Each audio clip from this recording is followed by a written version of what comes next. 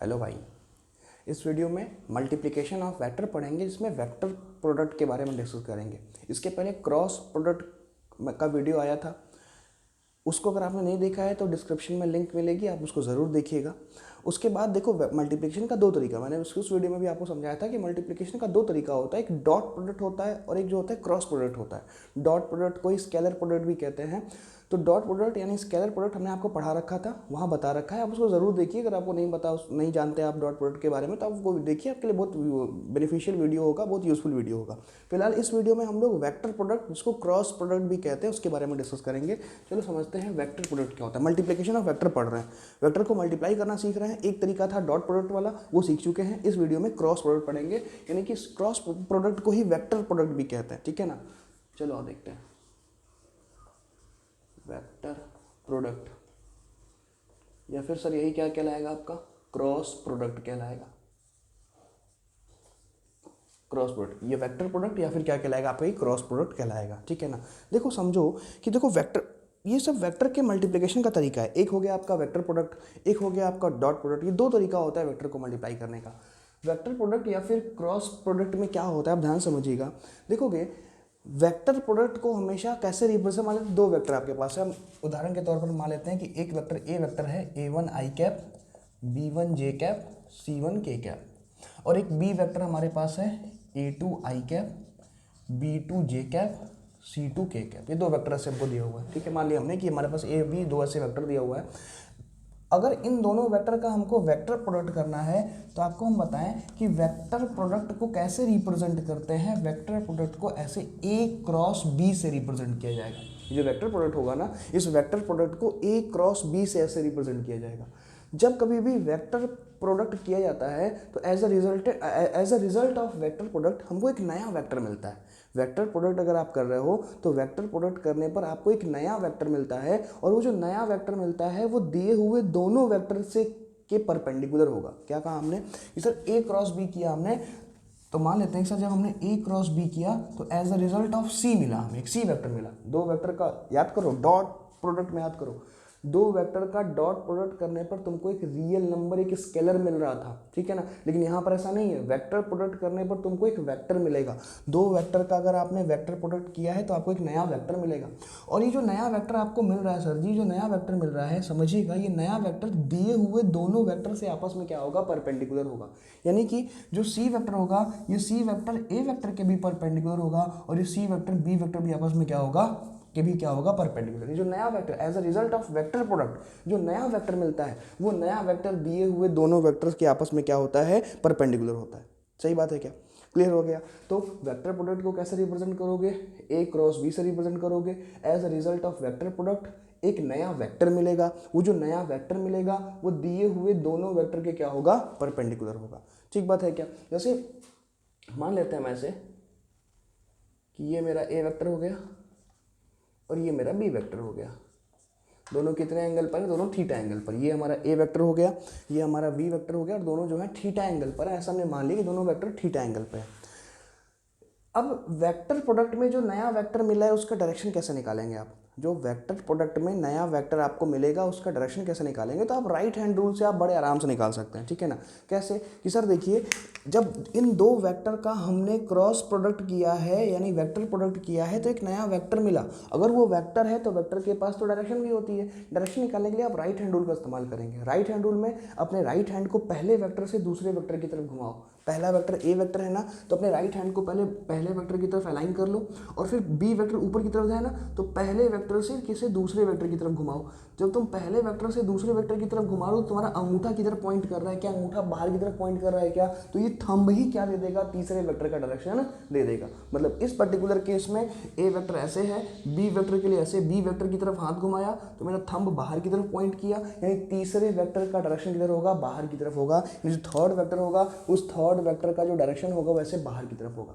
अब तुम बताओ, अगर ये सी वेक्टर है तो क्या सी ए के भी परपेंडिकुलर है, यस सर, और सी क्या है, बी के भी परपेंडिकुलर है, यस स्तर यानी जो तीसरा वेक्टर मिलेगा वो दिए हुए दोनों वेक्टर के क्या होगा, परपेंडिकुलर होगा।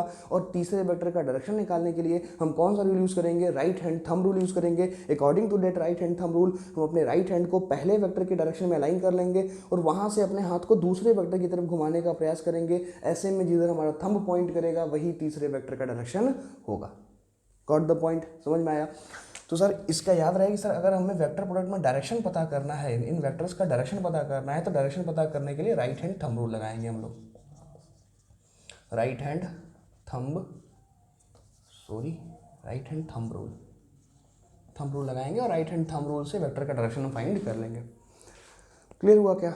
क्रॉस प्रोडक्ट करते कैसे हैं, ध्यान से सुनिएगा, हम आपको समझाते हैं कि भाई क्रॉस प्रोडक्ट करते कैसे। इन्हीं दो वेक्टर को हम एग्जांपल लेते हैं, इन्हीं दोनों वेक्टर का एग्जांपल लेके आपको समझाते हैं कि सर क्रॉस प्रोडक्ट कैसे किया जाएगा, आंसर कैसे निकालेंगे। बड़ा इंपॉर्टेंट चीज़ है ये। देखो यार, तुम्हें एक मैट्रिक्स ड्रॉ करनी होगी। जब आप क्लास 12th में पहुँचेंगे तो वहाँ पर आपको मैट्रिक्स पढ़ाया जाएगा कि मैट्रिक्स एक चैप्टर ही है, तीसरा चैप्टर मैट्रिक्स है, मैट्रिक्स एंड डिटर्मिनेंट्स। तो वो मैट्रिक्स, एक ऐसी मैट्रिक्स हम ड्रॉ कर रहे हैं। तुम देखो कैसे कर रहे हैं।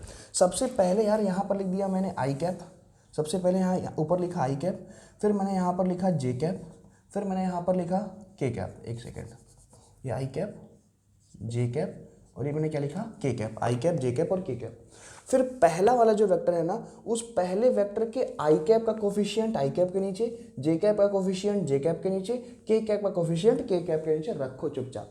यहाँ पे पहले वाला, सबसे पहले पहला वाला वेक्टर लिखो, उसके बाद फिर बी वाला वेक्टर लिखना।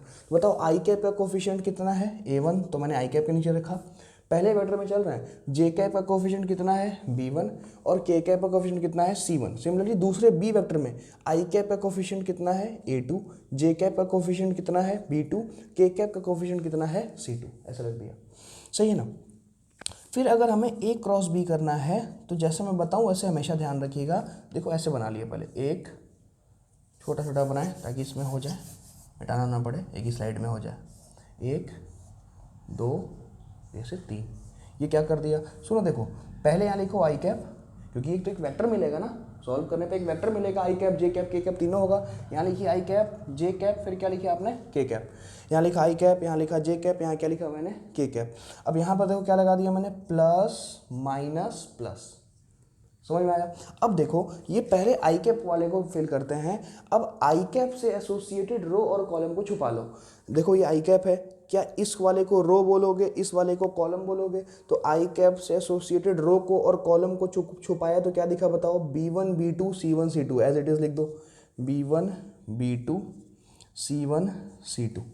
समझ गए। सिमिलरली अब जे कैप से एसोसिएटेड पहले कॉलम को छुपा लिया और रो को छुपा लिया। बताइए क्या क्या दिख रहा है आपको, A1 A2 C1 C2।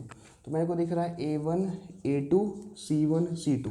के कैप से एसोसिएटेड कॉलम को और रो को छुपा लिया। बताओ क्या क्या दिख रहा है, A1 A2 B1 B2, A1 A2 B1 B2। वो तो पहली बार आप सीख रहे हैं तो आपको दिमाग पे जोर पड़ रहा होगा, जब करने लगेंगे तो सब बनाने की जरूरत नहीं पड़ेगी। पर ऐसा अगर बना के करते हो तो कभी गलती ही नहीं होगी, फिर कभी गलती नहीं होगी।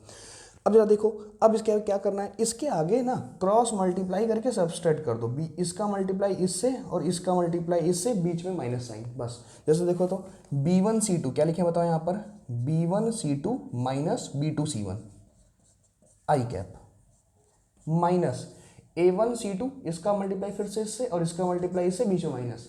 पहले वाले का मल्टीप्लाई करो, A1 C2 minus A2 C1 जे कैप, प्लस फिर से इसका मल्टीप्लाई इससे, इसका मल्टीप्लाई इससे, कितना लिखे बताइए, A1 B2 minus A2 B1 into कितना आ गया आपका, के कैप। सॉल्व कर लेंगे, क्रॉस प्रोडक्ट आ जाएगा आपका। सिंपल तरीका है यार, कोई ऐसा बहुत खतरनाक कोई बड़ा तरीका नहीं है। एक एग्जांपल लेके बताएं क्या, फटाक से जल्दी से देखते हो। एक ए वेक्टर कुछ भी एज्यूम कर लेते हैं हम, ए वेक्टर मान लेते हैं, जैसे मान लेते हैं हम आई कैप प्लस 2 जे कैप माइनस के कैप। बी वेक्टर मान लेते हैं, बताओ क्या माने, 2 आई कैप माइनस जे कैप माइनस 3 के कैप। ठीक है ना, मान लिया। कैसे करेंगे, व्हाइट बोर्ड पर देखिएगा, ए क्रॉस बी निकाला, मैट्रिक्स बनाया पहले मैंने। सबसे ऊपर लिखा यहाँ पे आई कैप, फिर लिखा मैंने जे कैप, फिर लिखा मैंने के कैप। फिर ए वेक्टर का कोफिशिएंट लिखो, आई कैप का कोफिशिएंट 1 है, जे कैप का कोफिशिएंट 2 है, के कैप का -1 है। आई कैप का कोफिशिएंट कितना है, 2 है, जे कैप का कितना है, -1 है, के कैप का कितना है, -3 है। सॉल्व करते हैं इसको। अब यहाँ से ए क्रॉस बी कैलकुलेट करते हैं।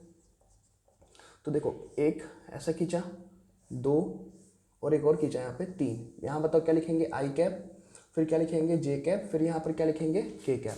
यहाँ पर लगाया मैंने प्लस, यहाँ पर माइनस, फिर लगा दिया मैंने प्लस। अब हम आई कैप से एसोसिएटेड रो कॉलम को छुपाएंगे और नंबर को भरेंगे। यहाँ पे देखो आई कैप से एसोसिएटेड रो छुपा लिया, कॉलम क्या दिख रहा है 2 -1 -1 -3, तो मेरे को दिख रहा है 2 -1 -1 -3।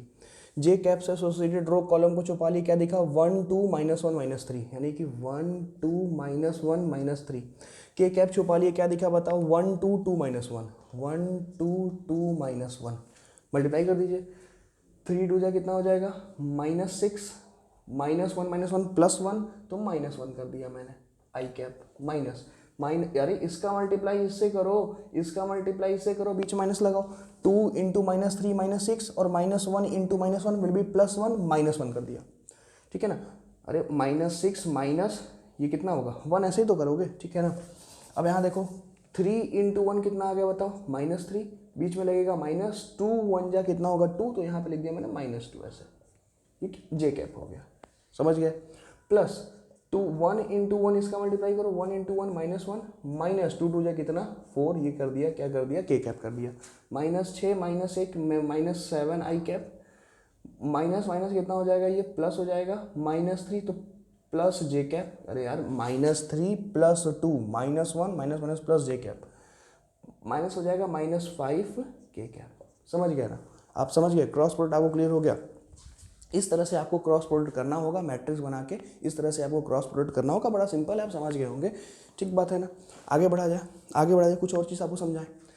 तो देखो क्या क्या सीखा, पहले सीखा सर वेक्टर प्रोडक्ट क्या होगा। वेक्टर प्रोडक्ट को A क्रॉस B से रिप्रेजेंट करेंगे। वेक्टर प्रोडक्ट करने पर हमको एक नया वेक्टर मिलेगा, वो जो नया वेक्टर मिलेगा वो दिए हुए दोनों वेक्टर के क्या होगा, परपेंडिकुलर होगा। वेक्टर प्रोडक्ट में जो नया वेक्टर मिलेगा उसका डायरेक्शन पता करने के लिए राइट हैंड थंब रूल का इस्तेमाल करेंगे। राइट हैंड थंब रूल में राइट हैंड को पहले वेक्टर से दूसरे वेक्टर की तरफ घुमाएंगे, जिधर थंब का डायरेक्शन होगा वही हमको क्या दे देगा, तीसरे नए वेक्टर का डायरेक्शन दे देगा। क्रॉस प्रोडक्ट करने का ही तरीका बता दिया और एक एग्जाम्पल समझा दिया आपको, ठीक है सर जी।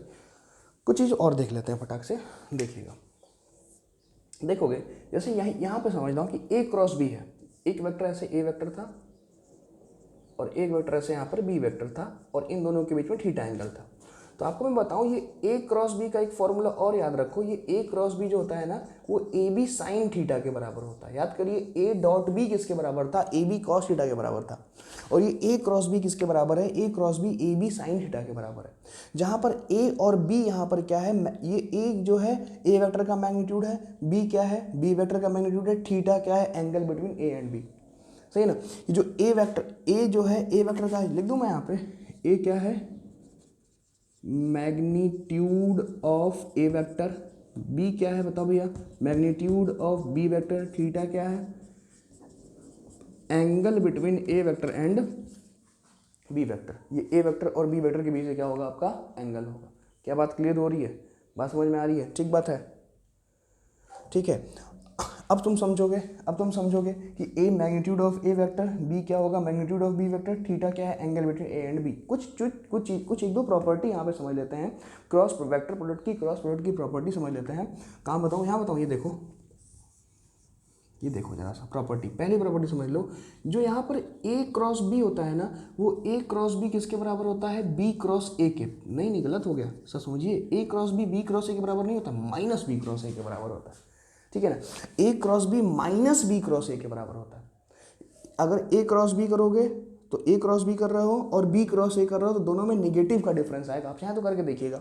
आप इसी एग्जांपल को यहाँ पर मैंने ए क्रॉस बी किया है ना, आप अपने से बी क्रॉस ए करिए। जब अपने से आप बी क्रॉस ए करेंगे तो पता है आपको निगेटिव ऑफ दिस आंसर मिलेगा, -7 आई कैप प्लस जे कैप -5 की कैप, माइनस कॉमन कर लेना भैया, ठीक, करके देखना, जरूर करके देखना कि सर ए क्रॉस बी जो होता है वो माइनस बी क्रॉस ए के बराबर होता है। अगर तुम ए क्रॉस बी करते हो तो वो माइनस बी क्रॉस ए के हमेशा बराबर होगा। ध्यान रखना इस बात को, जो ए क्रॉस बी होता है वो हमेशा माइनस बी क्रॉस ए के बराबर आता है, ठीक बात है क्या। इसको पता है, इसको एंटी कम्यूटेटिव लॉ कहते हैं। कम्यूटेटिव लॉ क्या होता है, ए बी बराबर बी है, ए क्रॉस बी, अगर ए क्रॉस बी बराबर बी क्रॉस ए आता तो कम्यूटेटिव कहलाता, लेकिन A cross B equal to minus B cross A के बराबर है, इसको एंटी कम्यूटेटिव कहेंगे। ये एंटी कम्यूटेटिव कहलाएगा, ये एंटी कम्यूटेटिव है, ठीक है ना। एक चीज़ और समझो, अगर तुम्हें करना है जैसे मान लो ए क्रॉस बी प्लस सी तुम्हें करना है, जैसे आपको करना है ए क्रॉस बी प्लस सी आपको करना है, तो आप इसको डिस्ट्रीब्यूट कर सकते हैं, आप इसको ऐसे कर सकते हैं ए क्रॉस बी प्लस ए क्रॉस सी। अरे क्रॉस प्रोडक्ट बी प्लस सी तो मल्टीप्लाई कर दिया यार, ए क्रॉस बी प्लस ए क्रॉस सी। ठीक है, इसको कहेंगे डिस्ट्रीब्यूटिव लॉ, डिस्ट्रीब्यूटिव लॉ, ये डिस्ट्रीब्यूटिव लॉ, डिस्ट्रीब्यूट करने वाला नियम कहलाएगा।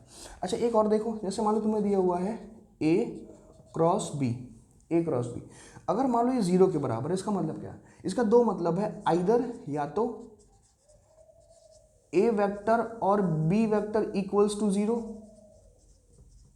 भाई दोनों में से कोई ये कितना है 0, समझा सर? देखिए या तो ए वेक्टर और बी वेक्टर इक्वल्स टू 0, ए या बी में से कोई एक कितना है 0, इसका मतलब ये है कि ए या बी में से कोई एक कितना है 0, या तो ए या तो बी।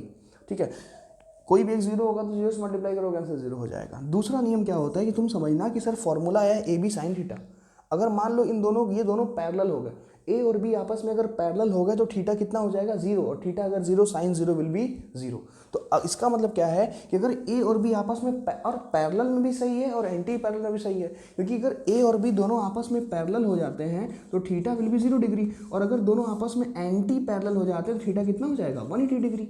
और साइन 0 की वैल्यू भी 0 है, साइन 180 की वैल्यू भी कितनी है आपकी 0 है। सही है ना? साइन 180, साइन का ग्राफ याद है ना, ये वाला ग्राफ याद है आपको साइन कैसे वाला? तो देखो 0 पर भी 0 होगा और 180 पर भी कितना होगा 0 होगा। क्लियर हो रहा है कि नहीं हो रहा है? तो चाहे ये अगर ये 0, इसका मतलब आइदर ए और बी में से कोई एक 0 है, या ए और बी पैरेलल या फिर क्या है एंटी पैरेलल। पैरेलल हो गया तो और मतलब थीटा दोनों में कितना है 0 डिग्री, और थीटा दोनों में कितना है 180 डिग्री। ये थीटा 0 मतलब पैरेलल हो गया, 180 मतलब क्या हो गया एंटी पैरेलल हो गया। क्या बात समझ में आई? बात क्लियर हुई? देख लीजिए इसके स्क्रीनशॉट आप चाहें तो ले लीजिए।